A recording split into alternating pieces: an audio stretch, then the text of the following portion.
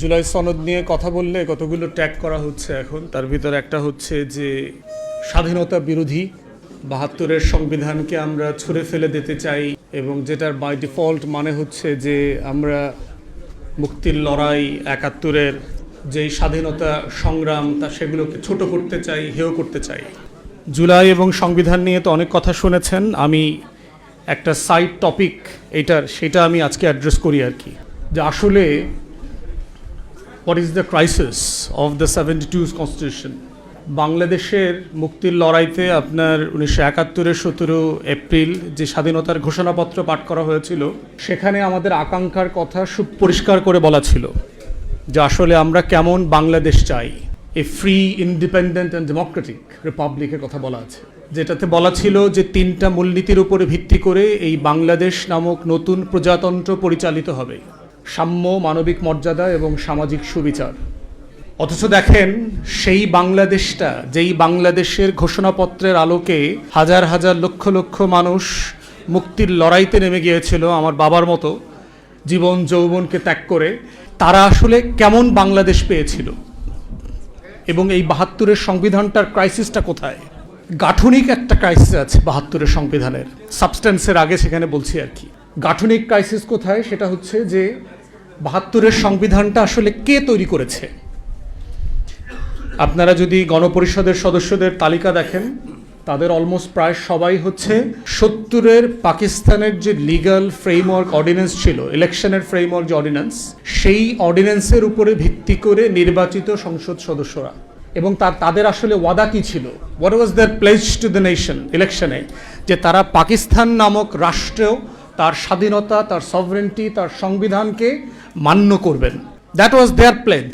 এখন inevitable question is, Pakistan রাষ্ট্রকে ধারণ করবার জন্য, পাকিস্তান রাষ্ট্রের সংবিধান, পাকিস্তানের স্বাধীনতা, সার্বভৌমত্বকে লালন পালন করবার জন্য যারা ওয়াদাবদ্ধ ছিলেন, তারা কি আসলে একটা নতুন বাংলাদেশের সংবিধান প্রণয়ন করবার যে আমরা এই গণপরিষদ একটা সংবিধানের ড্রাফট করেছি জাতির ম্যান্ডেটের জন্য, এইটা আমরা এখন জনগণের সম্মতির জন্য আমাদেরকে রেফারেন্ডামে দিচ্ছি? দিলেন না তো। তাহলে যেই সংবিধানটার সম্মতি জনগণের কাছ থেকে নেওয়া হয় নাই, সেই সংবিধানটা আমার ওই ঘোষণাপত্রের সংবিধানটা কিভাবে হইল? যে একটা ফ্রি রিপাবলিকের কনস্টিটিউশন, যেটার জন্য কোনো ম্যান্ডেট নেওয়া হয় নাই জনগণের কাছ থেকে। থার্ড, এত ভুলের পরেও আপনি এটার খতনা করতে পারতেন আর একবার। ৭৩-এর মার্চ মাসে প্রথম নির্বাচন হচ্ছে, আওয়ামী লীগ ইলেকশন ম্যান্ডেট নিতে পারত যে আমাদেরকে প্যারালালি আপনারা ভোট দেন, এইটা ম্যান্ডেট দেন যে আমাদের এই নতুন সংবিধানটা যেন জাতীয় সংবিধান আকারে গৃহীত হয়। সেই ম্যান্ডেটও আপনারা নেন নাই ৭৩-এর নির্বাচনে।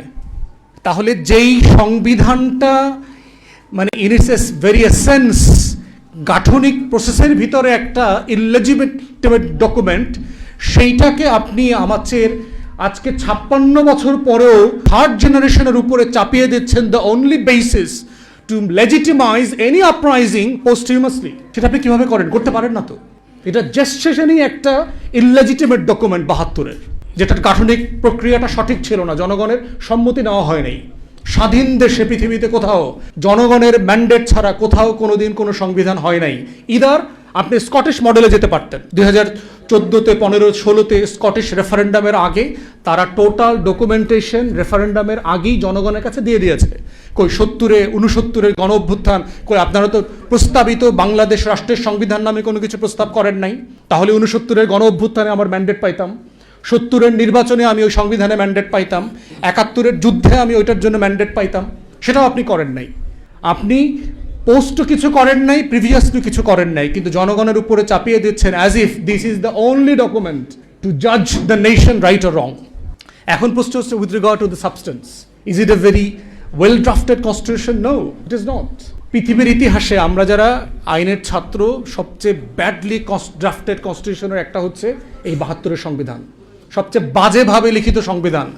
এবং ভারতীয়রা দাবি করেছে এই সংবিধান তারা করে দিয়েছে। কলকাতা হাইকোর্টের যিনি সিনিয়র অ্যাডভোকেট ছিলেন, সুব্রত রায় চৌধুরী, ওনারা এই সংবিধান লিখে দিয়েছেন। ভারতের পক্ষ থেকে এই সংবিধান দেওয়া হয়েছে আমাদেরকে। এবং আপনি যদি ভারতের সংবিধানের সাথে বাংলাদেশের সংবিধান পড়েন, article by article, words by words, comma and semicolon, আপনি এটার সাথে মিল খুঁজে পাবেন। Except the federal state. Bharat একটা ফেডারেল স্টেট, তার যে কাঠামোগত পার্থক্য আছে এটার সাথে আমার সংবিধানের, আমরা ফেডারেল না ইউনিটারি মডেলের স্টেট, সেই স্টেটের যে ডিফারেন্স, এছাড়া বাকি সকল প্রভিশনের ভিতরে আপনি মিল খুঁজে পাবেন। কারণ পার্থক্যটা কোথায়? ভারতে তো কোনো ঘোষণাপত্র নাই স্বাধীনতার। ভারতে কি রক্তাক্ত যুদ্ধ হয়েছে 47 সালে? আমার গর্বের জায়গা কোথায় যে আমার একটা রক্তস্নাত যুদ্ধের মধ্য দিয়ে আমি একটা দেশ পেয়েছি। আমার হাজার হাজার মানুষ জীবন দিয়েছে এই দেশটার জন্য। ভারত দিয়েছে 190 বছর ধরে দিয়েছে, কিন্তু একটা টেন্স পিরিয়ড ধরে আপনি একটা স্বাধীনতা যুদ্ধ হয়েছে, সেটা তো ভারত পাকিস্তানের সূত্রে আপনি বলতে পারবেন না। ভারত পাকিস্তানের যুদ্ধে কোনো ঘোষণাপত্র ছিল না, কিন্তু আমার স্বাধীনতা যুদ্ধে একটা ঘোষণাপত্র ছিল। এই জন্যই হচ্ছে গাঠনিক প্রক্রিয়ার জায়গাতে 72-এর সংবিধানটা প্রবলেম্যাটিক। এখন আসি সাবস্টেন্সে। আমার ঘোষণাপত্রে বলা ছিল যে এই বাংলাদেশ রাষ্ট্রটা 3টা মূলনীতির উপরে ভিত্তি করে পরিচালিত হবে। 72-এর সংবিধানে আপনি কি বললেন? নতুন করে 4টা মূলনীতি দিলেন, অ্যাবসলিউটলি আনবিনাউন টু দ্য নেশন। আমাদের কারো কাছে জানা ছিল না যে 4টা জিনিস কোত্থেকে আসলো। 70-এর আওয়ামী লীগের ইলেকশন ম্যান্ডেটে ছিল না, আওয়ামী লীগের দলীয় কনস্টিটিউশনে ছিল না, 71-এর যুদ্ধে ঘোষণাপত্রে অথবা 71-এর কোনো কনভারসেশনে ছিল না। সাডেনলি 72 সালে এই 4টা মূলনীতি কোত্থেকে আসলো? এবং এই প্রত্যেকটা মূলনীতি ইনহ্যারেন্টলি কন্ট্রাডিক্টরি। আমরা যারা ছাত্র জীবনে লেফট পলিটিক্স করছি, শহীদুল আলম ভাই লন্ডনে লেফট পলিটিক্স করছেন, এটা বুঝবেন যে এটা সিম্পলি ডাজন্ট মেক সেন্স। আপনি বলছেন যে আমার রাষ্ট্র পরিচালিত হবে, এখানে ডেমোক্রেসি থাকবে, সমাজতন্ত্রও থাকবে। 72-তে ডেমোক্রেসি আর সমাজতন্ত্র এক জিনিস ছিল না। আপনি বলছেন যে এই জাতি বাঙালি বলিয়া পরিচিত হইবে। তাহলে আমার রাষ্ট্রের হাজার হাজার চাকমারা পাহাড়িরা যেই ঘোষণাপত্র শুনে যুদ্ধ করতে গিয়েছিল, তাকে আপনি 1 বছর পরে বললেন যে তুমি যদি বাঙালি না হও তোমার আইডেন্টিটির কোনো স্বীকৃতি আমার কাছে নাই। তাহলে ওই যে ফ্রি, ইনক্লুসিভ, ডেমোক্রেটিক রিপাবলিকের কথা বললেন, সেই রিপাবলিকের প্রত্যেকটা এসেন্স অ্যান্ড প্রিন্সিপালের সাথে এই 4টা মূলনীতি যায় না সিম্পলি। কারণ এখানে অবাঙালিরাও যুদ্ধ করেছে। 16ই ডিসেম্বর এই স্বাধীন বাংলায় ঊর্ধ্বভাষী মুক্তিযোদ্ধারা বিজয় মিছিল নিয়ে 32 নম্বরে গিয়েছে এবং তাদেরকে গুলি করে আমার সোনার বাংলার মুক্তিযোদ্ধারা হত্যা করেছে। ঊর্ধ্বভাষী মুক্তিযোদ্ধা চাকমাদেরকে শেখ মুজিব বলেছিল বাঙালি হয়ে যাওয়ার জন্য। তাহলে আপনি এই রাষ্ট্রটা তৈরি করলেন যেই প্রিন্সিপালের উপরে ভিত্তি করে 72-এর সংবিধান তার প্রত্যেকটা প্রিন্সিপালের কুঠারে আঘাত করেছে। তাহলে এই সাবস্টেন্স দিয়ে আপনি এই রাষ্ট্রটাকে ইনক্লুসিভ কিভাবে ধরে রাখবেন? আপনি গণতন্ত্র রাখবেন, আপনি আবার সমাজতন্ত্র রাখবেন। এবং রেখে কি হয়েছে দেখেন, কোন গণতন্ত্র হয়েছে? আপনার 72-এর সংবিধানে গণতন্ত্র ছিল, কিন্তু 73-এর নির্বাচনে তো আমরা গণতন্ত্র দেখি নাই। 73-এর নির্বাচনে তো আমরা কোনো গণতন্ত্র দেখি নাই। 293টা সিট পাওয়ার পরে শেখ মুজিব বঙ্গভবনে দাঁড়ায় বলেছে আজকে দেশে কোনো বিরোধী দল নাই। শেখ মুজিব বলছে, বিরোধী দল না থাকাটা কি আপনার দেশের জন্য কোনো ক্রেডিট? গণতন্ত্রের জন্য ক্রেডিট? জাসদের শত শত এমপি ক্যান্ডিডেটকে পিটায়া এলাকা ছাড়া করে দিয়েছে, কয়েক ডজনকে হত্যা করেছে, ইলেকশন করতে দেয়নি। তাহলে আপনারা কেন কিসের জন্য বললেন গণতন্ত্রের কথা? এটাই তো মুক্তির লড়াইতে ছিল। আপনি বলছেন যে সমাজতন্ত্র থাকবে, আবার বলছেন যে গণতন্ত্র থাকবে। গণতন্ত্রের সাথে তো উদার নৈতিক ক্যাপিটালিজম, পুঁজিবাদী সমাজের বৈশিষ্ট্য আছে। সংবিধানে বলা আছে যে একটা ফ্রি এন্টারপ্রাইজ থাকবে, কিন্তু সেখানে আপনি দেখলাম যে 72-এর পরে, 73-এর পরে বাংলাদেশের সব প্রাইভেট এন্টারপ্রাইজ, পাটকল, ঝুটমিল সব কিছুকে ন্যাশনালাইজ করে ফেললেন। এই ন্যাশনালাইজেশন কিন্তু আমার মুক্তির লড়াইয়ের সাথে কনসিস্টেন্ট ছিল না তো। তাহলে এইভাবে 72-এর সংবিধান আমার মুক্তির লড়াইয়ের প্রত্যেকটা আকাঙ্ক্ষার সাথে বেইমানি করেছে। এবং তারপরে দেখেন এখানেই ক্ষান্ত হয় নাই, 4th অ্যামেন্ডমেন্ট করেছে শেখ মুজিব বেঁচে থাকা অবস্থায়। 4th সংশোধনী, সকল রাজনৈতিক দল বিলুপ্ত করে তারা শুধুমাত্র একটা জাতীয় দল করেছে, সোভিয়েত ইউনিয়নের মডেলে জাতীয় দল। আওয়ামী লীগ মানে কি অভিশপ্ত একটা দল, নিজের দলটাকে পর্যন্ত বিলুপ্ত করে দিয়েছে। এবং এর সাথে বাংলাদেশের পতিত পলিউটেড বাম সিপিবিরা জড়িত ছিল। এই কমরেড মনি সিংরা থেকে শুরু করে সবাই শেখ মুজিবকে মিসগাইড করেছে when it comes to creating Baksal. তো এই বাকশাল, এই 4th অ্যামেন্ডমেন্টের এই সংবিধান কি আমার 71-এর মুক্তির লড়াইয়ের সাথে কনসিস্টেন্ট ছিল না তো। তারপরে কি করেছেন, সকল পত্রিকা নিষিদ্ধ করে দিলেন একটা ঘোষণা দিয়ে। রক্ষী বাহিনী শুধু ক্রিয়েট করলেন না, রক্ষী বাহিনীকে ইনডেমনিফাই করলেন যে রক্ষী বাহিনীর কোনো অন্যায়, অবিচার, ফৌজদারি অপরাধ কোনো আদালতে উত্থাপন করা যাবে না, চ্যালেঞ্জ করা যাবে না। বিএনপি সে রক্ষী বাহিনীর সদস্য মাসুদউদ্দিন আহমেদ চৌধুরীরা আবার 111-এর সময় অনেক বড় পত্রও দিছিল, পরে তো খায়া দিছে বিএনপিরে।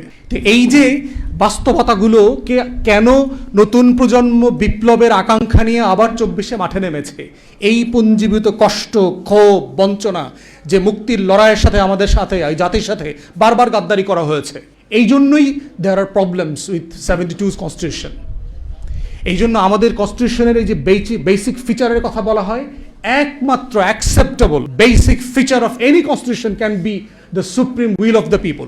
আর কোনো প্রিন্সিপাল বেসিক ফিচার হইতে পারবে না একটা কনস্টিটিউশনের। একমাত্র প্রিন্সিপাল জনগণের সভরেন উইল। জনগণ চাইবে, বইটাকে ধরবে, নেবে, মানবে, জনগণ চাইবে না, ছুঁড়ে ফেলে দেবে, শেষ। এটাই হচ্ছে একমাত্র basic feature of the constitution. এবং এই প্রিন্সিপালের উপরে ভিত্তি করে হচ্ছে জুলাই জাতীয় সনদ প্রণয়ন করা হয়েছে। It's a purely a political question, nothing within the definition of the ordinance or the order or the constitutional framework it can be justified. It's a pure political question, sovereign will of the people. এবং গণ অভ্যুত্থানের রায় অনুযায়ী এটাকে বাস্তবায়ন করতে হবে। তাই আমরা বলছি যে বাংলাদেশ রাষ্ট্রটাকে যদি আগামী দিনগুলোতে এগিয়ে নিয়ে যেতে হয়, আমার সেই 71-এর মুক্তির লড়াই, আমার যুগ যুগ ধরে শত শত বছরের এই মাটির, এই মানুষের, এই জমিনের মুক্তির লড়াই, এবং আমার 24-এর গণ অভ্যুত্থানের লড়াই, এর প্রত্যেকটা প্রিন্সিপালকে সভরেন উইলের ভিতরে অ্যাকোমোডেট করা হয়েছে জুলাই জাতীয় সনদের মাধ্যমে। এবং সেটাকেই উইদাউট এনি ইফস অ্যান্ড বাটস মেনে নেওয়াটাই হচ্ছে আগামী দিনে শুধু বাংলাদেশের অস্তিত্বের প্রশ্ন না, বিএনপি রাজনৈতিক দল হিসেবে বেঁচে থাকবে কিনা তার অস্তিত্বের প্রশ্ন জড়িত আছে। এবং অন রেকর্ড আপনাদেরকে বলে রাখি, আপনাদের সক্ষমতা কিন্তু আওয়ামী লীগের ধারে কাছেও না। সেই আওয়ামী লীগকে কিন্তু লেজ গুটায় পালাইতে হয়েছে। নির্বাচনের পরে বিএনপির এক এমপি আমারে বলছে, হুইপ, 6 জন হুইপ আছে তো বিএনপির, তার ভিতর একজন বলেছে যে আমার ডিভিশনের সব এমপিকে আমি একটা ছবি গিফট করব। সেই গিফটের ছবিটা হচ্ছে হাসিনা বিমানে করে যে পালাইতেছে না। আপনাকে মাননীয় প্রধানমন্ত্রীকে বলছি, এবং আমার ডিপার্টমেন্টের 2 বড় ভাই মাননীয় আইনমন্ত্রী এবং মাননীয় স্বরাষ্ট্রমন্ত্রী, আপনাদের দরজায়, ঘরের দরজায়, অফিসের দরজায়, গাড়ির দরজায় শেখ হাসিনার পালানোর ছবিটা লেমিনেটিং করে ঝুলায় রাখবেন। আপনাদেরকেও ওই ছবির রিপ্লেসমেন্ট করা লাগতে পারে, just matter of time. No ifs, no buts. ধন্যবাদ। আসসালামু আলাইকুম। এই যে আলোচনা কয়দিন পরে পরে করি, আমাদের এই আলোচনা দেখে অনেক মানুষ হয়তো হাসে। এই জন্য হাসে যে এরা বলে কি, কয়দিন পরে পরে একই কথা বলে। একই কথা বলে অর্থ হইল, দেখেন এই দেশে 72 সালের সংবিধান হয়ে যাওয়ার পরে এত কাটা ছেঁড়া, যার যখন যেভাবে পছন্দ হয়েছে সে সেভাবে এই কাজ করার চেষ্টা করে। তো এগুলো দেখে নিশ্চয়ই কেউ না কেউ হাসে। 18 কোটি মানুষ আমরা, আমাদেরকে হাস্যরসাত্মক বস্তু হিসেবে বিবেচনা করে আমার ধারণা বিদেশিরা। যে এই কয়দিন আগে না এরা মারামারি করলো, কয়দিন আগে না এরা সরকার তাড়াইলো, এখন আবার একই কথা বলে। যে আমার ধারণা স্টেক হোল্ডার যারা আছে এরা মনে হয় একজন আরেকজনের গলায় ধরে হাসে। স্টেক হোল্ডার্স আছে না, এটা বলবো আমি কেন হাসে, আমি হাসির পাত্র দেখেছি। তো আজকে যদি সংবিধানের মুখ থাকতো, এই সংবিধানটার যদি কোনো জবান থাকতো, আমার ধারণা সে বলতো যে আমারে নিয়ে আপনারা এত টানাটানি করেন না, আমি আপনাদের এই ঝামেলার ভিতরে নাই, আপনারা যা পারেন করেন। সালাউদ্দিন ভাইকেও বলতো, আসাদ ভাইকেও বলতো, সকলকেই বলতো, দয়া করে আমাকে নিয়ে টানাটানি করে আমার ইজ্জত শরম আর নষ্ট করার দরকার। আমি এটা স্পষ্ট করে দেখতে চাই। কখনো বলে সংবিধানের ভিতরে, কখনো বলে এক চুল পরিমাণ নড়ব না, কখনো বলে এর ভিতরে আছে। আরে সংবিধান তো জানে তার ভিতরে কি আছে আর কি না, ও তো জানে। আমাদের এক প্রধান বিচারপতি ছিল, উনি একদিন কোর্টে বলতেছে যে বিচার কার করতেছি, তো আমরা বলতেছি মাই লর্ড বিচার করতেছেন তো আসামির। তো উনি বলে না, আসামির বিচার না, বিচার হচ্ছে আসলে আমাদের। তো কি আশ্চর্যজনক, এটা কেমন কথা? কয় তাহলে শোনেন কেন আমি এই কথা বলি। আমার কেন বিচার হচ্ছে? যে লোকটা একজন মানুষকে হত্যা করেছে সে জানে হত্যা করেছে কি করে নাই। আমরা কাগজপত্র দেখে এখানে বিবেচনা করছি যে তিনি আসলে হত্যাকারী কিনা। এটা করতে গিয়ে যে হত্যাকারী না, মাঝে মাঝে তাকেও মৃত্যুদণ্ড দিয়ে দেই, আবার যে হত্যাকারী তাকেও মাঝে মাঝে খালাস দিই। তাহলে বিচারটা হচ্ছে কার? যে আসলে আসামি সে ভাবে আরে এগুলো তো সব পাগল, আমি তো মারছি, আমরা খালাস দিয়ে দিচ্ছি।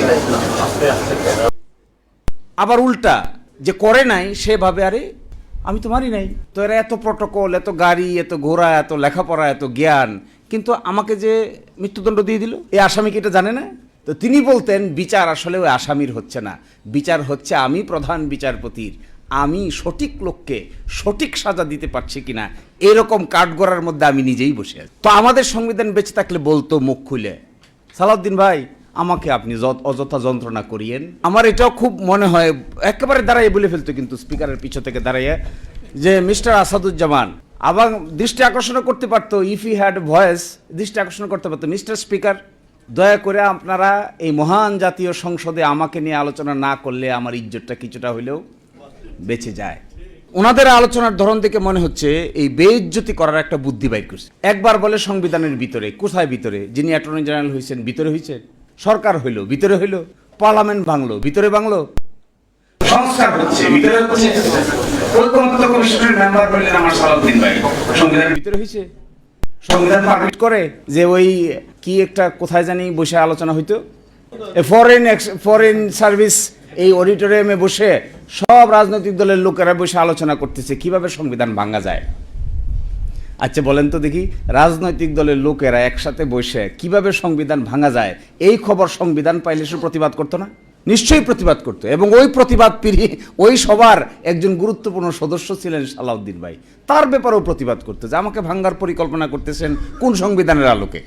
এখন এসে হঠাৎ করে বলছেন যে না না না এগুলো কিচ্ছু হবে না, যা করছি করছি, এগুলো সব ঠিক আছে, জাতির স্বাধীনতার ঘোষক এটাও ঠিক আছে, তারপরে এই যে বঙ্গবন্ধু শেখ মুজিবুর রহমানের ছবি টাঙাইতে হবে এটাও ঠিক আছে, এগুলো সবই সংবিধানে আছে, কিন্তু আমরা আপাতত এটাকে আর মানতে পারছি না। তাহলে কোনটা মানতে পারছি? এখন এসে যে কথা বলছেন এগুলো এত সিলি, আমার কাছে খুব মনে হয় রাজনৈতিক দলের নেতাদের কথাবার্তার যখন উল্টাপাল্টা হয় তখন ওই জাতির ভাগ্যে খারাপ ছাড়া ভালো কিছু অপেক্ষা করে না। কমিটমেন্ট, আচ্ছা এই কথা কিভাবে বলে? আমি ছিলাম তো ঐকমত্য কমিশনে, আমাদের ভাইয়েরা অনেকেই ছিলেন।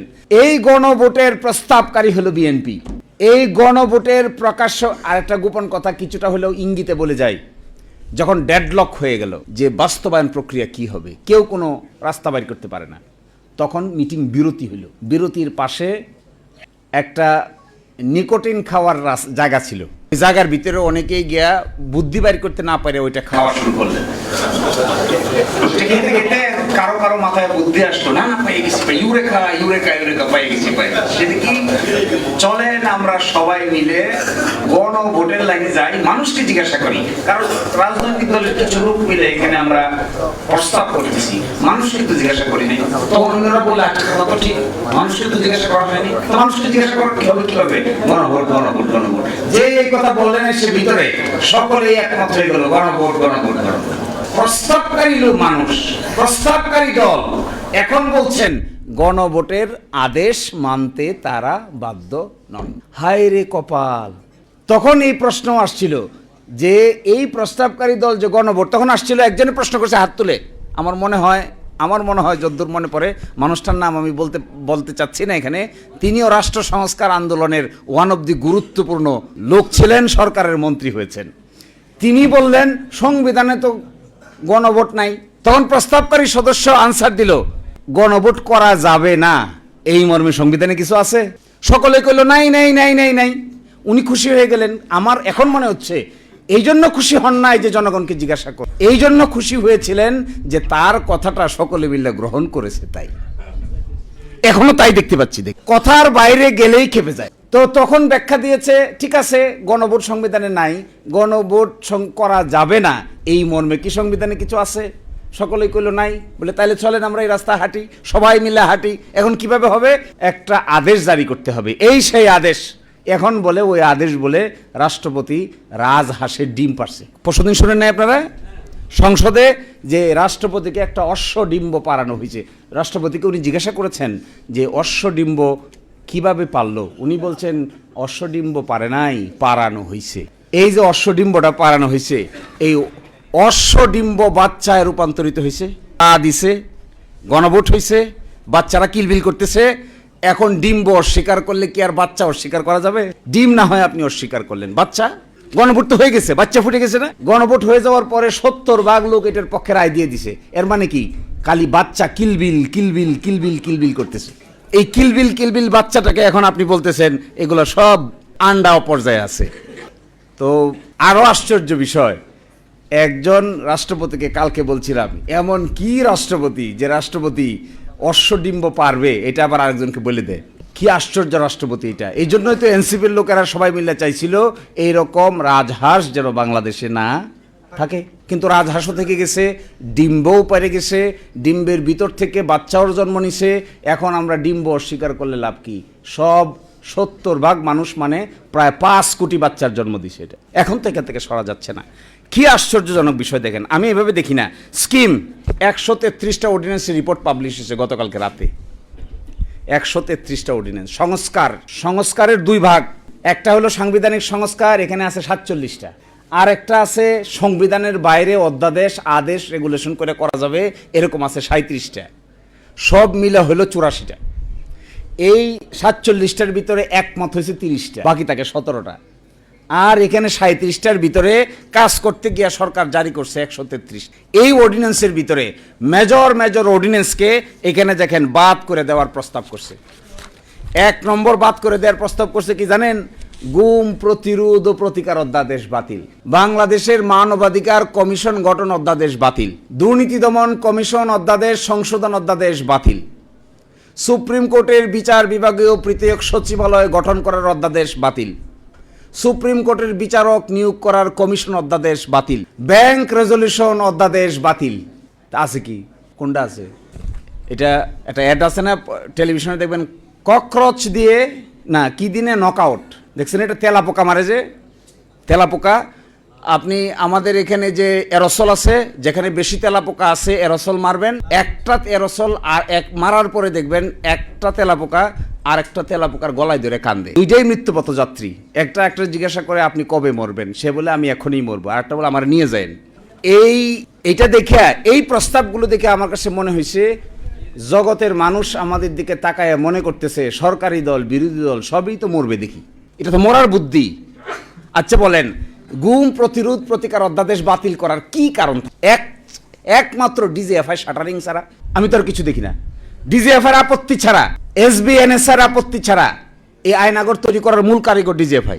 এই ডিজিএফআই আপত্তি ছাড়া শহীদুল আলম ভাইকে নিয়ে দৈরা মাইরিয়া পিটাইয়া কেন এই কথা বললো, কেন ওই কথা বললো না, কেন পক্ষে বিপক্ষে এই কথা বললো, অমুকরে মতামত দিল, এই জন্য শহীদুল আলম ভাই কই ছিল আমরা সবাই জানি। তো তাদের আপত্তি ছাড়া গুম এবং খুন পাশ করার আপত্তি কি ভদ্রলোকের থাকতে পারে? কেউ গুম চাই আমরা? আমার তো মনে হয় না আপনারা কেউ গুমের পক্ষে। তো এটা কেন বাদ দিতে হবে? মানবাধিকার কমিশন অধ্যাদেশ কেন বাদ দিতে হবে? মানবাধিকার কমিশনের যিনি চেয়ারম্যান বলা হয়েছে, তাকে যে অ্যাপয়েন্টমেন্ট দেওয়া হবে, এটা হবে একটা সার্চ কমিটির মাধ্যমে। প্রাইম মিনিস্টার চাইলেই নিয়োগ দিতে পারবে না, চাইলে বাদও দিতে পারবে। বাদ দিতে গেলে একটা সুপ্রিম জুডিশিয়াল কাউন্সিলের সিস্টেম করে বাদ দিতে হবে। আবার মানবাধিকার কমিশনের চেয়ারম্যানকে পাওয়ার দেওয়া হচ্ছে, তারা সো মোটো তদন্ত করতে পারবে, ইভেন কোন আইন শৃঙ্খলা বাহিনীর লোকেরা যদি জড়িত থাকে তাকে অ্যারেস্ট করতে। এই অধ্যাদেশটা বাদ করার কি কারণ থাকতে পারে? তার মানে কি তদন্ত কেউ করবে না? পাশে দেখবেন কমেন্টে লিখছে বাদ দেওয়ার পিছনে মূল কারণ হলো, এটা পড়লে আপনারা সবাই গলাগলি করে হাসবেন, যেহেতু সরকারের সংবেদনশীল আইন শৃঙ্খলা বাহিনীর সদস্যরা এই অপরাধের সঙ্গে জড়িত থাকতে পারে, এই জন্য মানবাধিকার কমিশন আর গুম প্রতিরোধ অধ্যাদেশ বাতিল। তো গুম তো করবে কে? গুম তো আইন শৃঙ্খলা বাহিনী লোকেরাই করে নাকি? গুম যদি আইন শৃঙ্খলার বাহিনী লোকেরা করে, তার তদন্ত হইতে হবে না? আরেকটা ইন্টারেস্টিং, মানবাধিকার অধ্যাদেশের পিছনে কমেন্টে লিখছে যেহেতু এটা সরকারের কোন মন্ত্রণালয়ের অধীন। আচ্ছা, মানবাধিকার কমিশন কি সরকারের মন্ত্রণালয়ের অধীন থাকার কথা? ও আশ্চর্য ব্যাপার, এটা তো স্বাধীন, তো তদন্ত করবে স্বাধীনভাবে, নয় এজন্য বাতিল। দেখেন, সুপ্রিম জুডিশিয়াল পৃথক বিচার বিভাগীয় সচিবালয়ের পাশে কমেন্ট লিখছে কি? পৃথক বিচার বিভাগীয় সচিবালয়ের পাশে কমেন্ট লিখছে যে সরকার ইচ্ছা পোষণ করলে এটা কার্যকর হবে। আচ্ছা, সরকার ইচ্ছা পোষণ করলে নিম্ন আদালতের ম্যাজিস্ট্রেটকে বদলি করা যাবে, সরকার ইচ্ছা পোষণ করলে পদোন্নতি দেওয়া যাবে, সরকার ইচ্ছা পোষণ করলে শৃঙ্খলাবিধি অ্যাপ্লাই করা যাবে, সরকার ইচ্ছা পোষণ না করলে কি করবে? ইচ্ছা পোষণ না করলে রাত 2টার সময় আদালত বসে শহীদুল আলম ভাইকে অযথা রিমান্ডে নিয়ে পিটাই। ইচ্ছা প্রকাশ করছে না, রাজা ইচ্ছা প্রকাশ করছে না, তো হয়ে গেল। অসুবিধা কি? এর মানে কনক্লুশনটা আমি কেন বলতে চাচ্ছি, এর মানে হলো শুধু জুলাই সনদ না, এই সরকারের কর্মকাণ্ডের ভিতরে এন্টায়ারলি সংস্কার কর্মকাণ্ডের বিরোধিতা করে একটা শক্ত অবস্থান তারা নিয়েছেন। যখন ঐকমত্য কমিশন আলোচনা হয়েছিল তখন আর্গুমেন্ট ছিল যে আমরা কেন এটা করব, এক একজন এক একটা বলছে। সর্বসম্মতিক্রমে ব্যাখ্যা ছিল যে এটা এই জন্য করতে হবে কারণ ক্ষমতাটা এত সেন্ট্রালাইজ, এক ব্যক্তির হাতে এত ক্ষমতা, এইটা যদি বিভিন্ন ব্যক্তিবর্গের কাছে ডিস্ট্রিবিউট করে দেওয়া না হয় তাহলে কোনোদিনেই কোনো সরকারের পক্ষেই এত ক্ষমতার মালিক হয়ে স্বাধীনভাবে আইনসম্মতভাবে কাজ না করে ডিকটেটরিয়াল মেন্টালিটি ডেভেলপ করতে বাধ্য হবে। তখন বলা হলো তাহলে কি করা দরকার, রাষ্ট্রপতি এবং প্রধানমন্ত্রীর ভারসাম্য। তো রাষ্ট্রপতি প্রধানমন্ত্রীর ভারসাম্য করা হয়েছে, এখানে ভারসাম্য করা হয়েছে যতগুলো সাংবিধানিক প্রতিষ্ঠান আছে, যেমন ধরেন সাংবিধানিক প্রতিষ্ঠান কি, supreme court, chief controller auditor general, CEC নির্বাচন কমিশন, ওদিকে আছে পিএসসি পাবলিক সার্ভিস কমিশন। এগুলোর মধ্যে এমন একটা ক্ষমতা ডিস্ট্রিবিউশন থাকতে হবে যেন একটা আরেকটাকে নিয়ন্ত্রণ করতে না পারে। এই বিভক্তির অংশ হিসেবে যেগুলো অর্ডিন্যান্স দিয়ে করা দরকার ছিল এগুলো 133 অর্ডিন্যান্স, আর যেগুলো অর্ডিন্যান্স দিয়ে করা সম্ভব হয় নাই এটাগুলো সংবিধান সংস্কার। সেই সংস্কারের জন্য একটা আদেশ দরকার ছিল, এই আদেশের নাম হলো জুলাই জাতীয় সনদ উইদিন ব্র্যাকেট সংবিধান সংস্কার আদেশ। এখন ওনারা বলছেন এটা অসাংবিধানিক, তাহলে কোনটা সাংবিধানিক? বিরাট প্রশ্ন। আমি কনক্লুশন ড্র করছি, এটা আমাদের জাতীয় জীবনের এই চরিত্রকে কিভাবে বিশ্লেষণ করা যাবে হয়তো ইতিহাসেই বিবেচনা করবে। কিন্তু আমার কাছে মনে হয় এই যে চোর পুলিশ খেলতে খেলতে যে 56 বছর পার করলাম, ঘুরে ফিরে কিন্তু আমরা জাগাতেই থাকলাম। এখন যদি জুলাই অভ্যুত্থানের পরে আরও ড্রাস্টিক সামনের দিকে অগ্রসর করা না যায়, ধরেন এই সংস্কারগুলি কিছুই হইল না, কোথায় যাব আমরা? এক ব্যক্তি পাওয়ারফুল হবে, বলা হয়েছে এক ব্যক্তি 10 বছরের বেশি প্রাইম মিনিস্টার থাকতে পারবে না, যিনি দলের প্রধান হবেন তিনি সরকার প্রধান হবেন না। সাংবিধানিক প্রতিষ্ঠানগুলোতে সার্চ কমিটির মাধ্যমে আইন করে লোক নিয়োগ দেওয়ার ব্যবস্থা করা যাবে, হায়ার এবং ফায়ার করা যাবে না। এটা যারা চান না, কেয়ারটেকার গভর্নমেন্টের অধীনে নির্বাচন হবে 5 বছর পর পর, এই জিনিসটা যারা চাচ্ছেন না তারা কি চাচ্ছেন? এটা যারা করতে চান না তিনি কোথায় থাকতে চান? এখন আরেকটা ফান্ডামেন্টাল প্রশ্ন করি, আমি শেষ করে দিব। 70% মানুষ পক্ষে রায় দিয়েছে, আমরা বুঝি, আমাদের মতো এরকম সামান্য উকিলরা বুঝতেছি, যারা সরকার চালাচ্ছে তারা কি বুঝে না? গণভোট কি তারা অতীতে করে নাই? গণভোটের জনকই তো বিএনপি, আর বিএনপির জন্ম হলো মার্শাল ল। তাহলে গণভোট দিয়ে জিয়াউর রহমান সাহেব বৈধতা নিয়েছিলেন। এখন প্রশ্ন, ওরা যদি বোঝে গণভোট, আর একটা গণভোট কে করেছে? বেগম খালেদা জিয়া। এই দেশে হয়েছে গণভোট 3টা, এইটা নিয়ে 4টা, তার মধ্যে 2টার কলকাটিন আসছে হলো বিএনপি, এইটা হলো 3য়টা। গণভোটের মানে বোঝে না ওরা? নিশ্চয়ই বুঝে, কিন্তু করে না কেন?